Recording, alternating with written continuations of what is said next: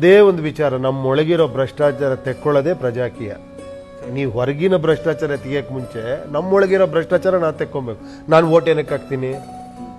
ನಾನು ಯಾವ್ದಾರ ಸಿದ್ಧಾಂತಕ್ಕೆ ಹಾಕ್ತೀನ, ವಿಚಾರಕ್ಕೆ ಹಾಕ್ತೀನ, ಅಥವಾ ನಾನು ಜಾತಿಗೆ ಹಾಕ್ತೀನ, ಹಣ ಇಸ್ಕೊಂಡು ಹಾಕ್ತೀನ, ಅವು ಯಾರೋ ದೊಡ್ಡ ಮನುಷ್ಯ ಅವನು, ಇವನೇನೋ ಮಾಡ್ಬಿಡ್ತಾನೋ ಅಂತ ಮೂರ್ಖತನಕ್ಕೆ ಹಾಕ್ತೀವ ನಾವು ಓಟ್ನ?